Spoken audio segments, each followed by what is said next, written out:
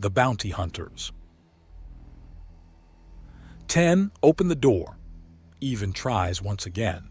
There has been no luck with her, and he can feel all 5 of the girls in the shuttle staring out at him. 10. I can sense your presence. I know you can see and hear me. Open the door. We need to talk. Say please, 7 calls out. Pardon? Ivan asks, turning, and she ducks away. Say please, 1 repeats for her. 10. Please open the door, Ivan asks, and he can sense her emotions turn. He rubs the side of his head in a mixture of exasperation and shame. Right. They don't know him. Father figure or not, he's still a stranger, and expecting the level of obedience he showed to his own father is unreasonable. No wonder 7 tried to kill him 4 times. I've gone from a single man to a grandfather without any intervening time. My goodness. He groans in frustration. Then he gets an idea. Girls, maybe your sister will be happier to see you than me, front and center. It takes about 10 seconds before one's climbing onto his back and using his tail to partially stand and partially hang on. 2 has bounced up to stand beside him as 4 and 11 coax 7 to join them. There is a sense of deep shock from 10 inside the bunker, and she leaves the observation room. I really made things harder for myself, didn't I? Ivan remarks, as he senses 10 walk up to the door and hears her start to unbolt it. I need to be gentler. Gentle. Got it.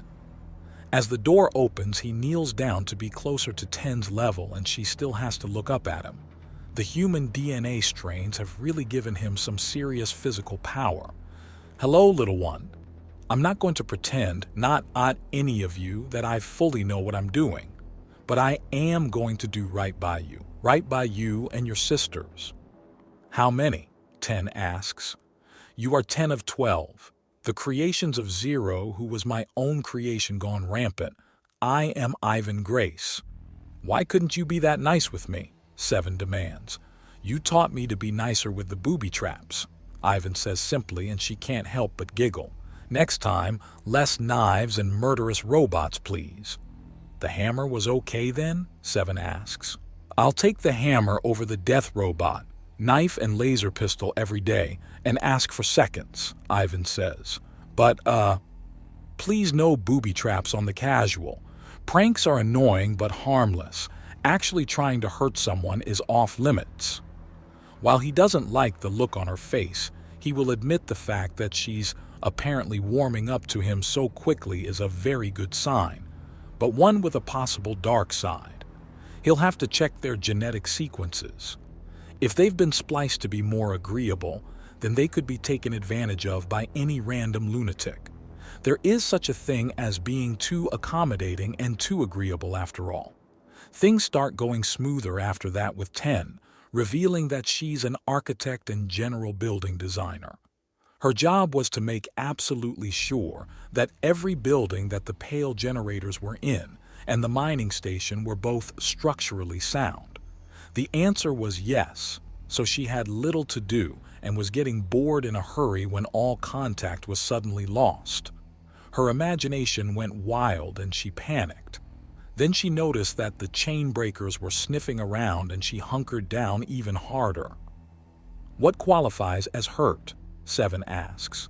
If bruising happens, blood is shed, or something they own is destroyed, that's hurt, and there will be a punishment for doing that to someone. Oh? Like what? Are you going to send me to my room? Make me miss a meal? NutriPaste only food for 3 days. Ivan retorts with what his own father did when he got out of line. Ew, 7 begins. Oh, that's not bad. I mean, if you can get it altered or used in a conversion printer. 2 begins.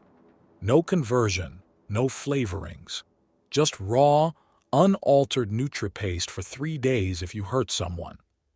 Ivan interrupts her. Ew, 2 says. It's what my father did to me when I would act out. Not that he didn't have good reason. We lived near the atmospheric controls of a large agri-ship. If I went out of control, I could kill thousands and then leave thousands upon thousands more starving. Of course, that's what I was told. It was a scare tactic to keep me in line. I was a bit of a shit when I was small, Ivan explains. Does that mean you're still a shit to Canadors? 10 asks, and Ivan pauses as he processes the logic on that one. No, when I was a child, I meant. You were all right when stuck as an egg, one says, and Ivan's mental processes nearly crashes at that logical fumble and he sighs. Not what I meant. Definitely not what I meant. Besides, I was making oceans of blood and gasping horrors out of the spare supplies of our Nutri-food. That was definitely shit behavior, Ivan remarks.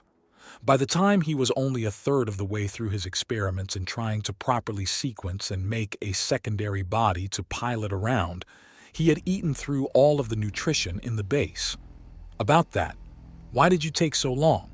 The moment you got Captain Schmidt to touch your egg, you figured it out, but before that you made mistake after mistake and made a lot of weird things, one asks. It's actually very hard to understand the biochemical makeup of things, especially from a distance and even more so without any tools or computer algorithms to break things down and streamline them for you. Until I had him right there and touching me, I just wasn't able to use enough of the code to do anything but make slapdash copies and ran out of material. The rivers of blood was actually me trying to break down my failures into something I mostly had right in order to start all over again, Ivan explains. But I think we've gotten off the topic enough as is. Hello, I am Ivan Grace.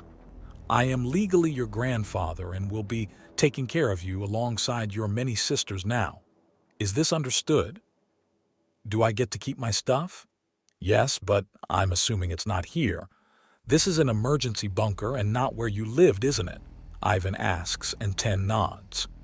Wait, I get to get my stuff too? 7 demands. I really did screw up there, didn't I? Ivan asks. Yes, I don't know. I was frustrated at the time and felt like I was in a rush. I'm sorry.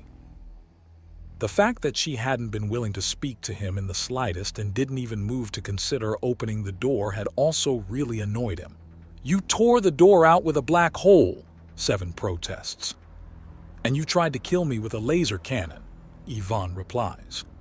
You chased me down. You set up lethal booby traps, Ivan counters. You scared me. You tried to kill me. He replies, feeling increasingly stupid for arguing with a child. It really doesn't matter what skills they have, a child is still a child. 10. Is there anything in the bunker you care about? No? Good. Let's get everyone's things so we can have you move into the chain breaker. What? Why? 10 asks. It's going to be our temporary home before proper transportation to Centris can be arranged. Albrecht, I think it's had more than enough of our family after what Zero did, Ivan explains. Did that really happen? I was busy working on methods of mass axiomatic sinks to drain an area of axiom and have it transported in a capacitor to another location. Ah, that explains why there was so much around that moon. Ivan realizes, and 10 just gives him an odd look. Those axiom capacitors were used to help fuel Zero's plan to try and create some kind of god. Her ranting near the end was about being a god in axiom, cybernetic and physical states. But it was a degraded copy of a madwoman, so who can say? I don't know, 10 says, and Ivan smiles.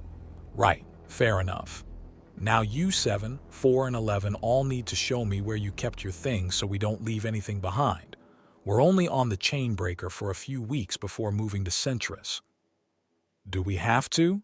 10 asks. I have a more steady job there, and you girls will have more people to be with, Ivan says. Not to mention there are all sorts of interesting things to do on so heavily populated a world. No matter what you want to do with your life, there's a path you can at least start on Centris. Oh, but doesn't Centris have, like, a lot of criminals and such?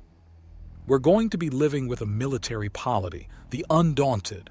A criminal is one thing, a small army with fire support is another thing entirely, Ivan replies. There isn't much more that is to be said, and in no time at all Ivan is helping carry a large blanket, repurposed as a sack and stuffed to the brim with stuffed animals of all kinds for 10's sake.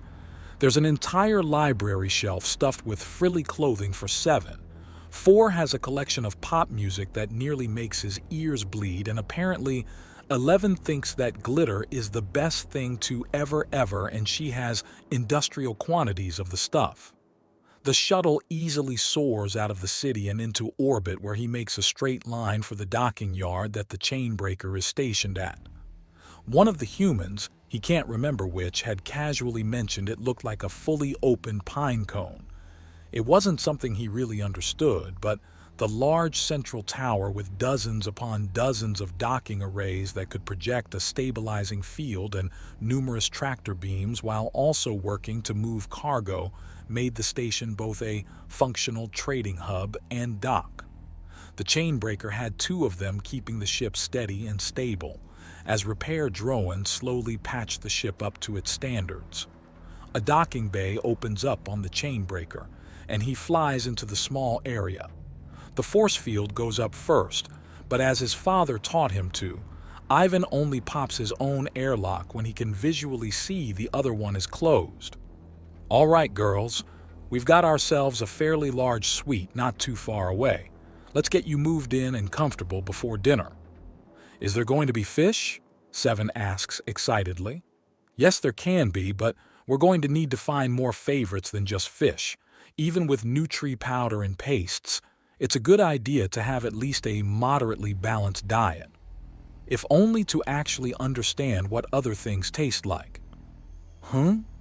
Why, Nutri substitutes have everything you need, period. They have more even.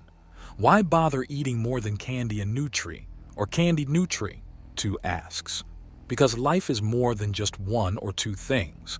It is many things. It is everything.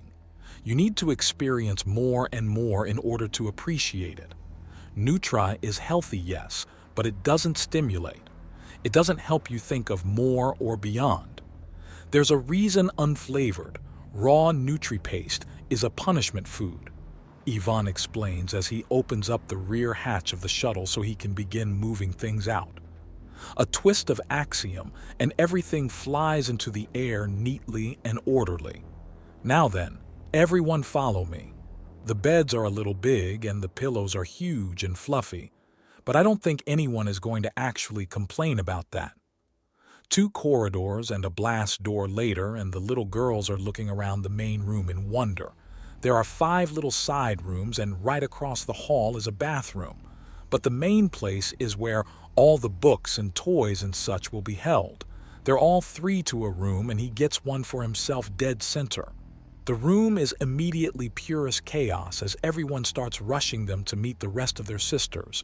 And with a mob descending on them, 7, despite her current distaste for Ivan, takes cover behind him as he's the biggest thing to hide behind. All right. Everyone calm down and act rationally. There's plenty of time to get to know everything about everyone. Just don't push. Remember, you may all be genetically the same, but you all have very different minds, ideas, likes and dislikes. Not everyone likes a lot of sound and noise. Ivan declares to try and get things straight. They do, somewhat, settle down after that, and things start to get organized. Everyone but 1 and 2 have some personal effects and things to talk about. The 2 girls that don't had everything on the station, and grabbing their favorite blankets and books wasn't exactly a priority when GTFO was the name of the game. So that means another shopping trip on top of the one he already made to get them clothing. You know, for a supposed axiom god, you look pretty overwhelmed, Pukey's voice says from behind him, and Ivan barely resists jumping. When did you get here? About 5 minutes ago, but you've been understandably busy with the ankle biters. Right. Okay. Is this visit for anything in particular, Captain? No. Just making sure you and the kiddos are settling in properly. It's going to be at least a little while until the relief forces are here, so as captain, my job's to make sure everyone on my ship is doing well upon it. We're fine currently, although when the excitement of having all their sisters wears off, I have no idea what will happen, Ivan says, and Pukey nods. Well, you know how to contact me if you need anything. And don't be afraid to ask for some babysitting duties. The worst that can happen is someone saying no. I'll keep that in mind. Just sit tight. Now comes the boring part. But after all that's happened, I think you can use some healthy boring, can't you? Provided it's not tied to being in an egg, I'll gladly take boring. Ivan agrees,